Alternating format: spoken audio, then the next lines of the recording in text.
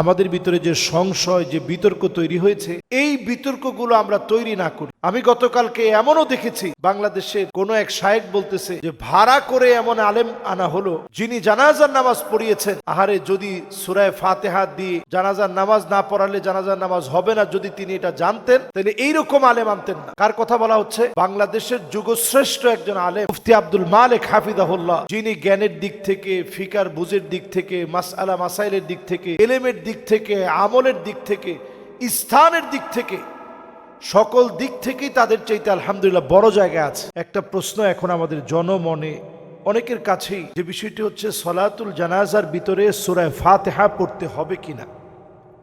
এটি একটি ইখতিলাফি বিষয়,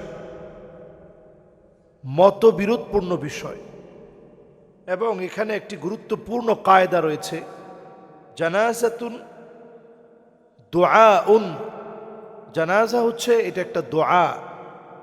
লাইসাত সলাতুন তাম্মাতুন বিল কিরাআহ, কিরাআত দিয়ে পরিপূর্ণ হয় এমন কোনো বিষয় জানাজা নয়।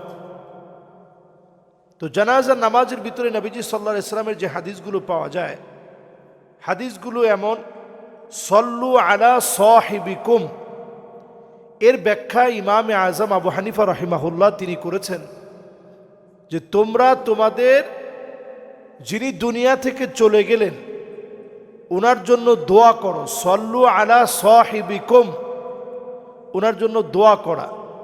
তাহলে জানাজার নামাজটা হচ্ছে দোয়ার নামাজ, যেখানে দোয়া করা হয়। জানাজা এটাই হচ্ছে দোয়া। আর কারো কারো মতে নবী করিম সাল্লাল্লাহু আলাইহি ওয়াসাল্লামের ওই হাদিসটা গুরুত্বপূর্ণ। তিনি বলেন, সল্লাইতু খালফান নবী সাল্লাল্লাহু আলাইহি ওয়াসাল্লাম, নবীজির পিছনে আমরা নামাজ আদায় করলাম, আলা জানাজাতিন ফাকরা বিফাতিহাতিল কিতাব। নবীজি সাল্লাল্লাহু আলাইহি সাল্লাম এখানে সূরা ফাতিহা পড়েছেন। পক্ষে বিপক্ষে দুইটারই যুক্তি এবং মতামত রয়েছে, পক্ষে বিপক্ষে দলিল রয়েছে। সুতরাং এটি একটি ইজতিহাদি বিষয়। ইখতিলাফুন মু'তাবার, ইখতিলাফুন মু'তামাদ, নির্ভরযোগ্য একটি, গ্রহণযোগ্য একটি ইখতিলাফ। এই ইখতিলাফ নিয়ে মতবিরোধ সৃষ্টি করার কোনো দরকার আছে বলে আমি মনে করি না।